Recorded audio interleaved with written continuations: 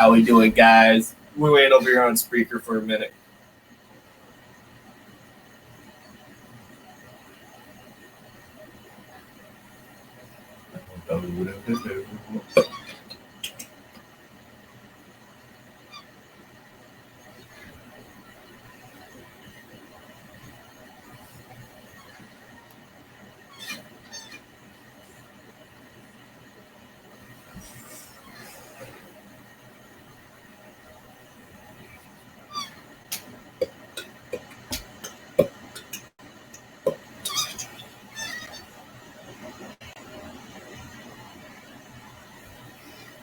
That I went wrong. She's a monster.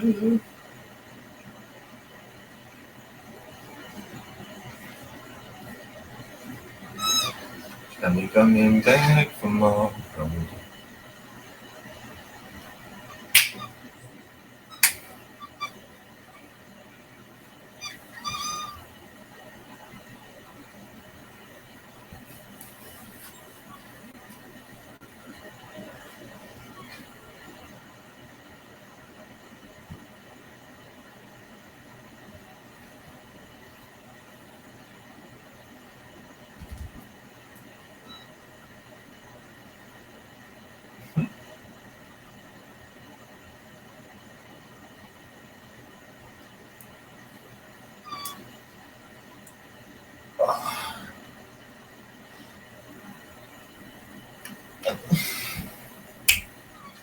When I caught my wife with another man, and it cost me $95. Want a prison farm in Georgia, don't set the Florida line. Been here for 2 long years, neither one of my friends.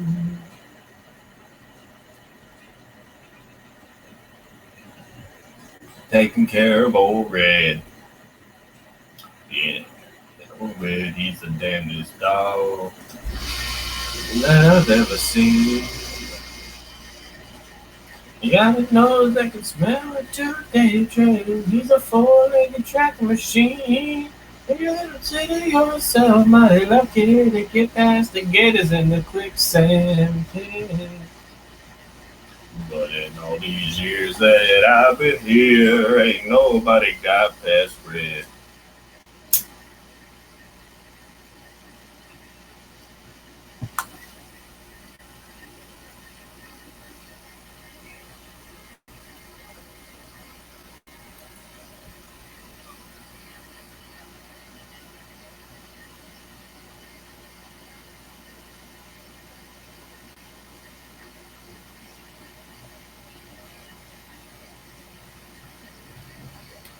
Alrighty, guys, how we doing today? This is Junior over here on Junior's Mondays, or Project Junior as we've been calling it. And yeah, the person that you heard in the intro is Sean Michael K. Please go give him a look. He's on all music streaming apps and YouTube, TikTok. Go check him out. We are currently sponsored by Keener Precision Plastics. He has a Facebook group and is currently working on a website for you guys, so go check him out on there. We have a link on our website to his Facebook group and to Sean, so go to our website at Chappy'sandJrsPodcast.com. And on there, while you're there, we actually have some affiliates on there. Currently, we've got Dell. We actually were just approved for somebody else today, but we didn't go in and add them yet, so keep an eye out for them.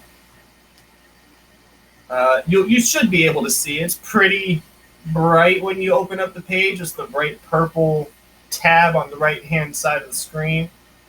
So go check them out. I don't know if I said it. It's Dell. They give you some amazing discounts, guys. Go check it out. I'm trying to think. If you wanted to be part of our giveaway, you just missed this last one. It ended this past Friday, and we did our live drawing on Twitch and TikTok. And, well, our Facebook was down at the moment. Was down at that time. My bad. And but you can go and we've actually got to take that. Sorry. Stay tuned on Friday because we're gonna let you guys know about our this month's giveaway. So come tune in Friday at 8 p.m. EST, and Chappy will be here with me, and we'll give you guys the rundown of what we're going to be doing with our next giveaway. It's pretty interesting. We're giving away a cap, baseball cap, and a long sleeve T-shirt. So if you guys want to be entered in that, wait for more info. Now, what I want to be talking about today is something that I quite enjoy, and I haven't really been doing a whole lot of it lately since I moved down here with Pops, is the pros and cons of video games, gaming, and how it affects people. I made myself a list and wrote it down I'm also recording myself, so I'm sort of looking at both screens. But I made myself a list here, and I'm just going to go through it a little bit and sort of just talk on some topics. So some pros is improved cognitive function. There's the ability to discern distance between objects, and the speed in which you can process that info and other info is also increased. It helps a lot with like critical thinking. It helps with that. Not really critical thinking, but if you understand what I didn't practice this, so which we don't do, but I like going over it in my head, and I just made the list before I started going live, so I didn't actually go through and try and think of how I was going to say all this stuff.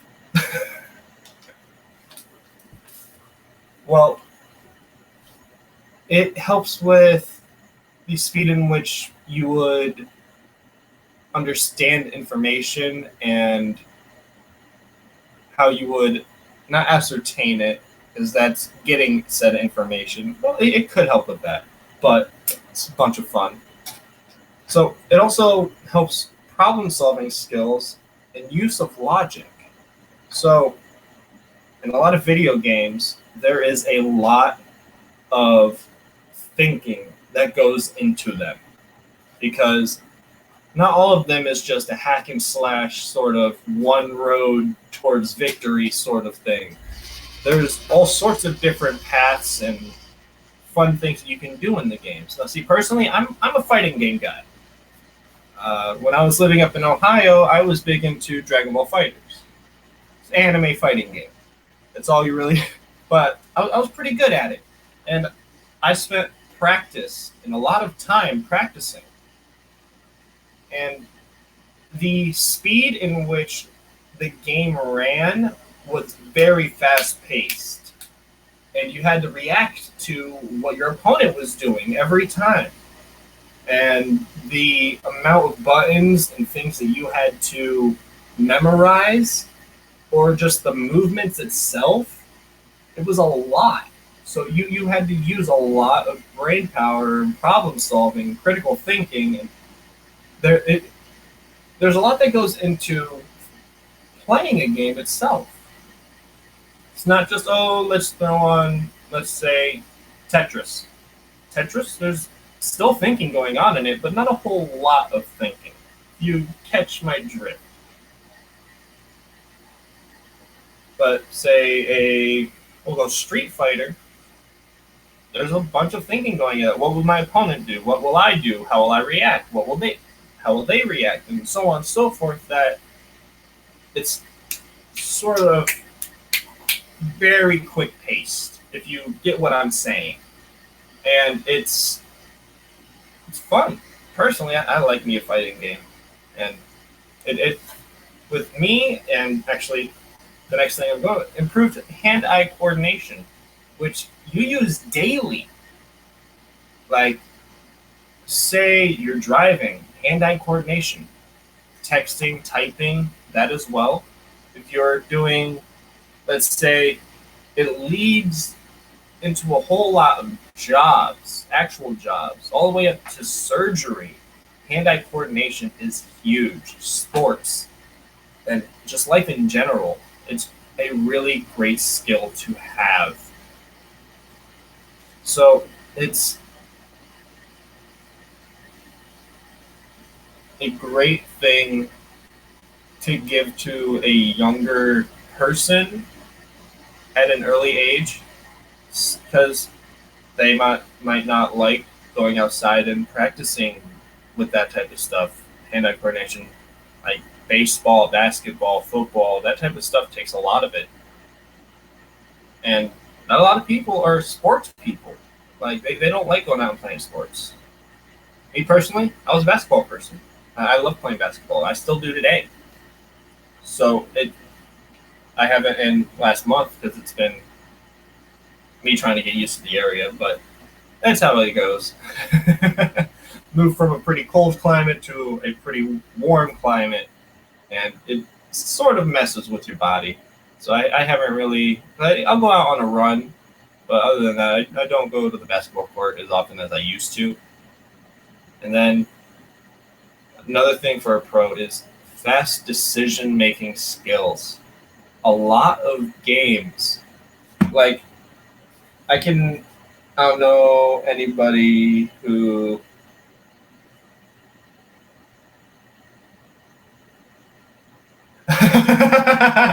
yeah, a lot of people can't drive. But the thing is, it helps with that. And it's a lot of, what's the word I'm thinking of?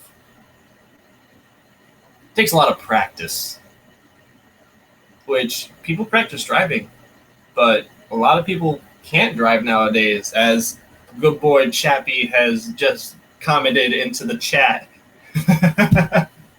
Which he's listening, but he's not going to be on today because you're here for Junior on his Monday. Hello. And a bunch of things go into life that you can use from learning from games, which it's not always good. Well, I was talking about decision making, faster decision making.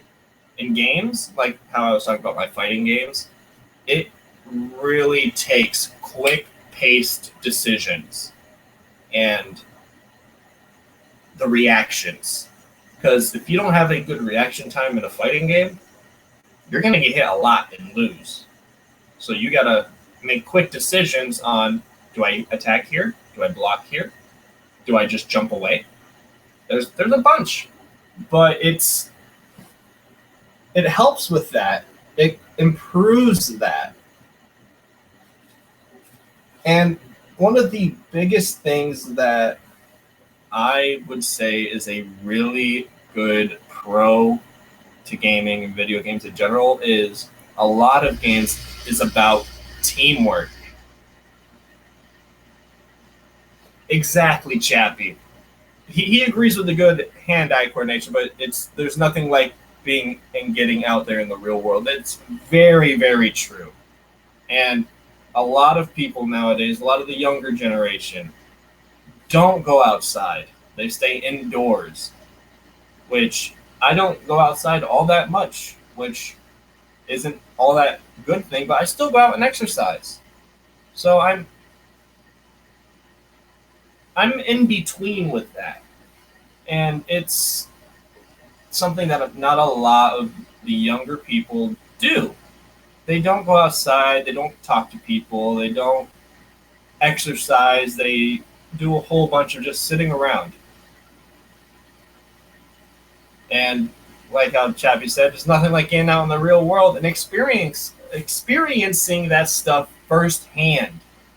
Like, it's great and all that you're getting all this stuff from the games, which there's nothing wrong with that. There's nothing wrong with wanting to play a game and having a good time, getting away from some of your problems that you're having and just getting into a different world. Well, with that, there's also the thing where you can get lost in that. You don't go outside. You don't talk to people. You don't just get out of that shell that a lot of younger people do. They just don't want to go outside and would rather be in their own world in a game and have that fun instead of facing the real world in reality. And something that, as a society, we need to work on. It's not the whole society, but a lot of parents are just allowing this to happen. They give them the tablet, they give them the phone, they give them the gaming system, and just shoo them off like that's the babysitter. And it's not right, because human interaction is a big part of life. I mean, at your job alone, you're interacting with a lot of people. I was working as a cashier, and at least daily, in 8 hours, I was talking to at least 200 people, at least 250 to 250. And I'm not a good people person, because I've always been an introvert and more to myself, and the quiet person. But talking to a lot of people sort of opened me up slightly. I'm still not really good with doing that, but it helped and gave me a starting point, which not a lot of people have that. And it's sad to see. Honestly, it's sad to see. Well, guys, I'm going to take a little break, and we'll be back here in a second. So here's some more songs from Sean Michael K. Once again, go check him out on all music streaming platforms and all that. I'll be back here in a minute, guys.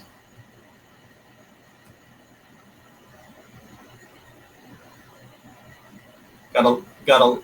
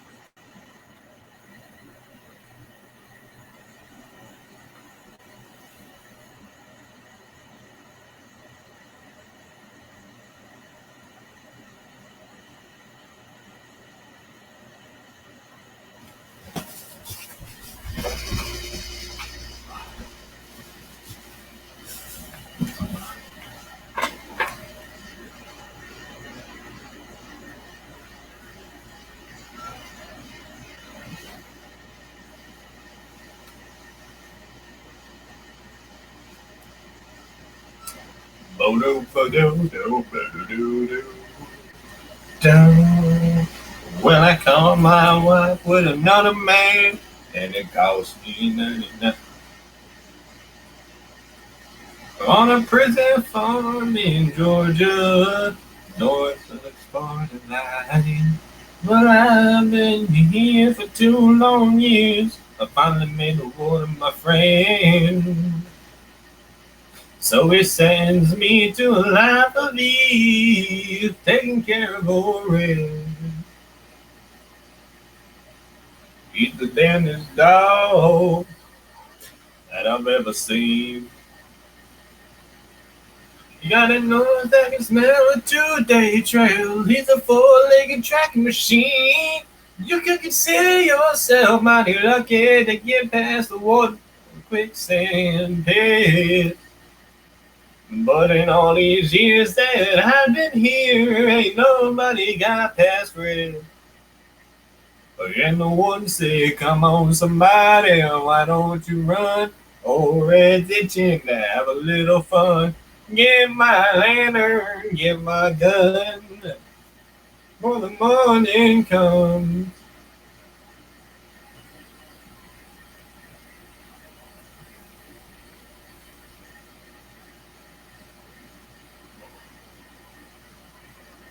Alrighty, we are back. And I started to say this before I went into with what Chappy had said. Another one of the last pros, well, the last pro that I have written down is a lot of games is teamwork based and socializing with other people. Now, it's cool and all to socialize over the internet and all that, and teamwork is an amazing skill that you will use daily because you have to get along with people. You have to. Whether it's just putting on a nice face and speaking with them, or it's you're on a team, like hell, a chef. The teamwork that goes into being one of them on the line alone is huge. It's just absolutely amazing. And the amount of work that actually you have to put into doing that and having that teamwork with that team is astounding. Now, I wanted to end with the pros before the break and then come back and speak about the cons, but that one sort of got pushed back a little. Now, we're going to go into a bit of cons. Now, one of the biggest ones that is pretty controversial is the raised aggravation that games can get you in. Now, like I said, I'm a big fighting game person, so I can get pretty mad at a game. I can. If my buttons aren't working or things aren't going as I want them to, I can get pretty aggravated. And the aggression levels of a lot of different games, say Call of Duty, COD, it raises that because you just die. It's a shooting game. It's what happens. Now, I personally have never broken a controller, but people have broken things like keyboards, controllers, mouses, screens, and I personally don't get that because I don't get that mad because a lot of the time it's user error a lot of the time. So that's not that big of a deal. Now, it's very easy to pin that aggression solely on the game, but you have to remember, everybody is a human being. Everybody has a bad day. Not everybody has a job, but a lot of people have stressful jobs that get them aggravated and that raise the aggression level. So it's not solely the game's fault. Maybe they had a bad day at school. Talk about the younger people. Then they get on to, let's say, Call of Duty again, and they get their ass handed to them. Well, that alone could get them pretty frustrated and angry. Because personally, I've had that day. I definitely have with my fighting game. I definitely have had that. But there's an extent to it. You don't have to take it far. Yes, you can get angry at the game, but don't overdo it, if you get what I'm trying to get at. Don't let that control you. And don't let it overtake what you're doing. there's always a fun side to things. Because I'd have my ass handed to me all the time in my game. But I learned from it and go forward. That's how I got good at my game, my fighting game.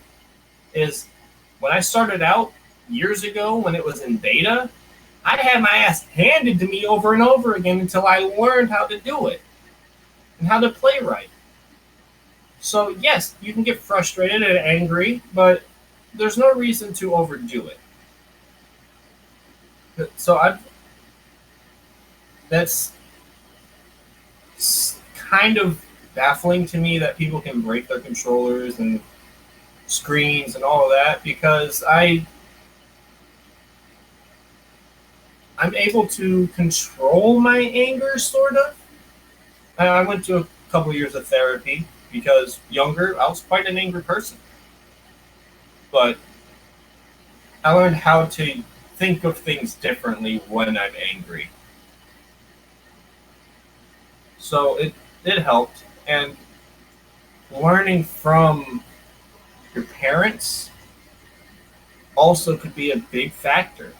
If your dad was a big, angry person, then as a result, and he took it out on you, and you were in that situation all the time growing up, that situation would probably reflect you.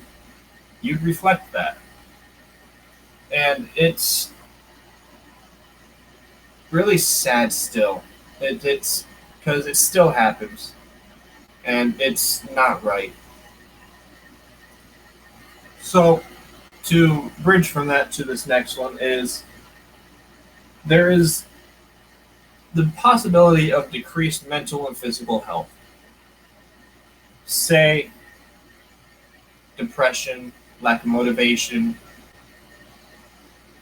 poor sleep hygiene is what I wrote down, but not really hygiene, if you get what I mean. Schedule. That's what I was thinking. Poor sleep schedule. There's a bunch of things that can happen because of it. If you don't moderate how much you play or how much you go on it.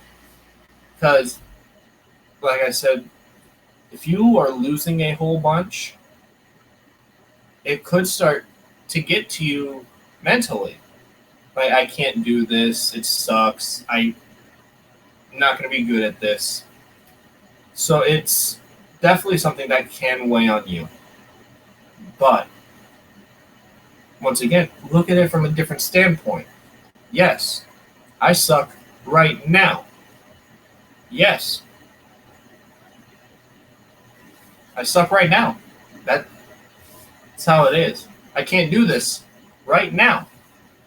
I'm not going to get anywhere with this right now. There's always room for improvement. And a lot of the younger age people now don't really get that. And it's unnerving to me. A lot of people get depressed really easily, myself included. And with that, there's always a lighter side to things. You can always try to find some good in the situation, regardless of what it is. And I've still and always have had a bad sleep schedule because I've got insomnia, so it definitely doesn't help. I'm up till 2, 3 a.m. and then sleep till 11. And then I was working third shift for months, and that definitely didn't help. So that definitely, once again, is factor of environment, sort of, to an extent. That's what I was thinking, not sort of. To an extent, it's a factor of environment and mental state.